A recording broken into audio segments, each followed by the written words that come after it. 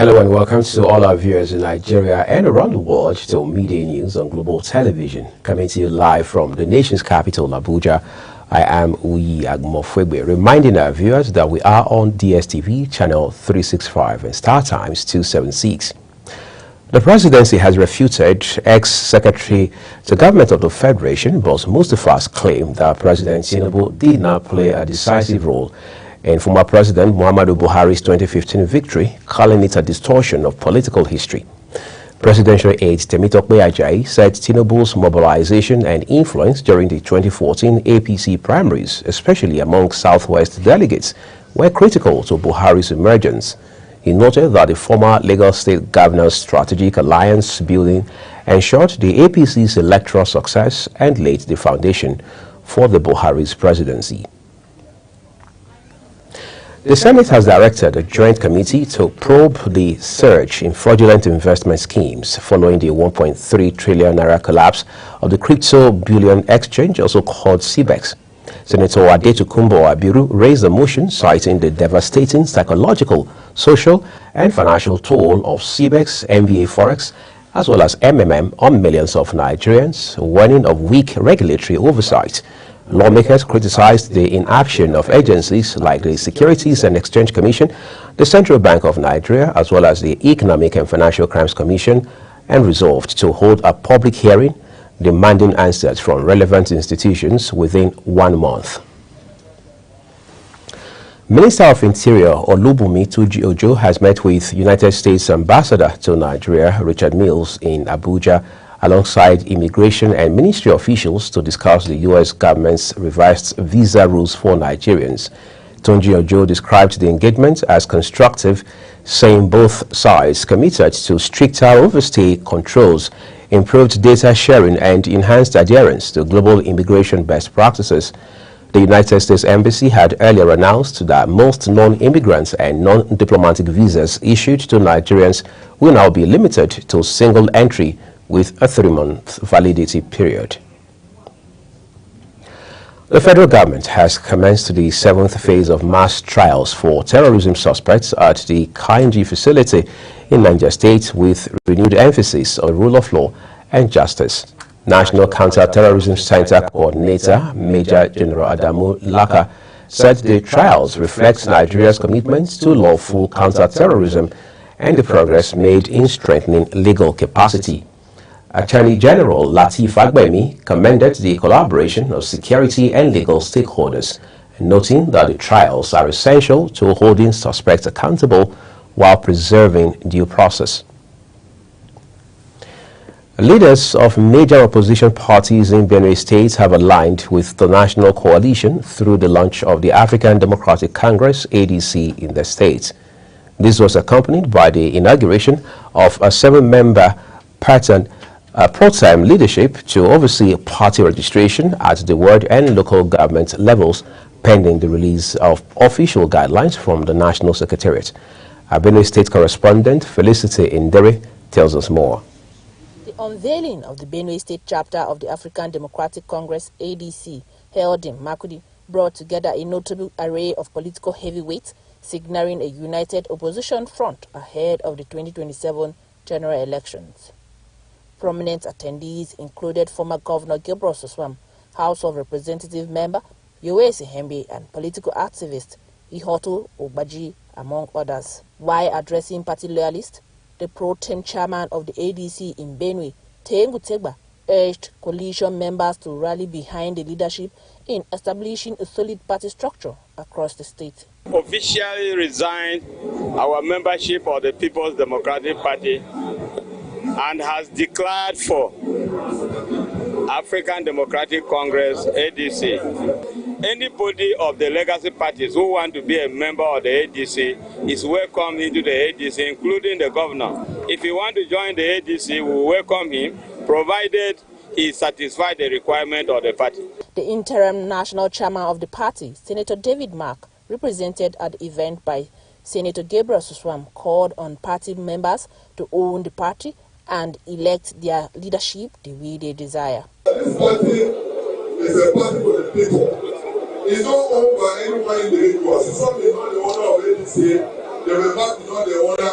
or any one of us maybe as leaders. So the party is for the people, and not for one person. So we want the people to own the party. And we have thousands of members of PDP from all the nooks and crannies of this state that have moved into this party for one purpose only, and that purpose is to rescue Nigeria.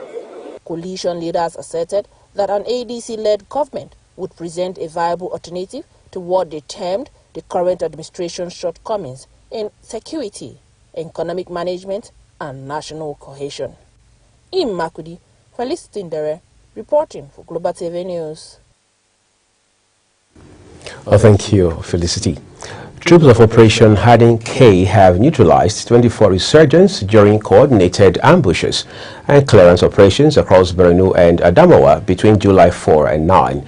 Army spokesperson Captain Ruben Kovangia said the operations, supported by the Air Force and local hunters, targeted terrorist supply routes and strongholds in Sambisa Forest, Madagali and surrounding areas. Recovered items included motorcycles, arms and logistics supplies, with key hideouts dismantled and life support structures destroyed as troops intensified pressure on ISWAP and Boko Haram fighters.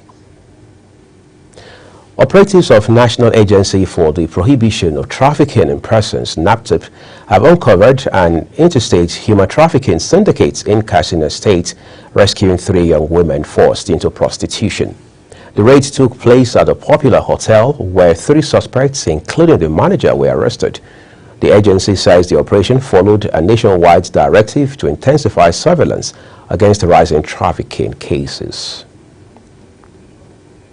This is Global Television. You're watching the live broadcast of the Midday News with Uyi Agmofwebe. When the rest of the news returns shortly, President Trump hosts African leaders at White House, discusses resource development. Details coming shortly from the foreign scene as well as business and sports stories for you. Please do stay with us.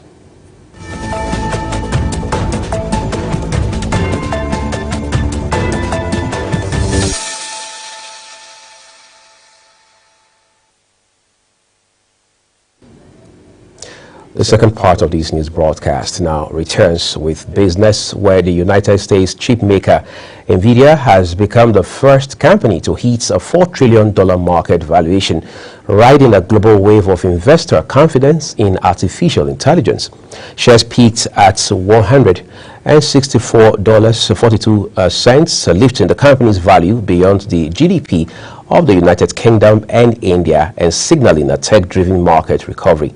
Despite ongoing trade tensions with China, analysts now say NVIDIA's recent artificial intelligence deals, as well as Trump's softened tariff stance, have helped fuel the historic rally. Quite historic indeed. The National Identity Management Commission, NIMC, says Nigeria's National Identification Number, NIN database has surged by 20% to 120 million as of June 2025, with over 10 million new entries this year alone.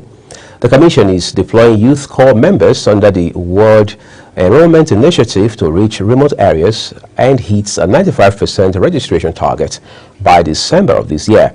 Lagos, Kano, and Kaduna states lead in enrollment figures, whilst 56.5% of the total enrollees are male and the rest female.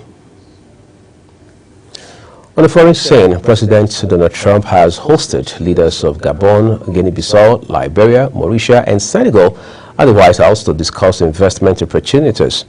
Trump praised Africa's resource-rich nations and signaled the countries may avoid U.S. tariffs, pledging more economic collaboration during the state's dining room lunch. Gabon and Senegal have pitched for foreign direct investment in mining and tourism, while a broader Africa-U.S. summit is expected around the United Nations General Assembly later this year in December.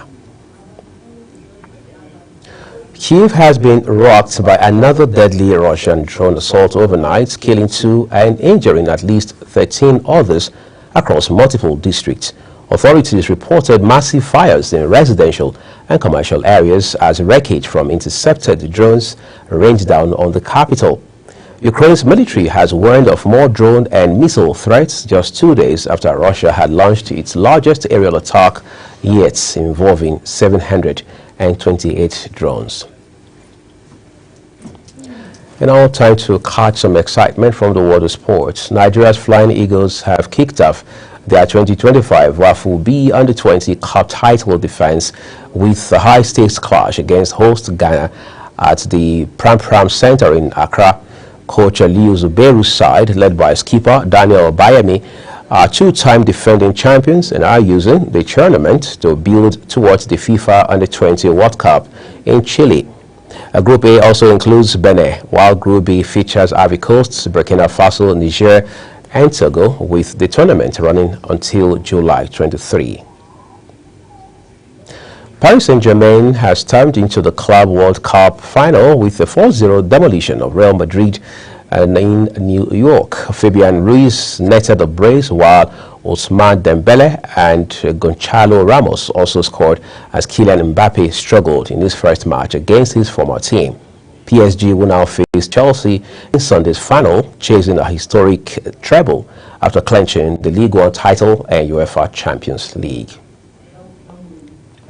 Away from football now, Novak Djokovic has reached a record 14th Wimbledon semi-final after defeating Flavio Cobolli in 4 sets to edge closer to a holistic and historic 25th Grand Slam title.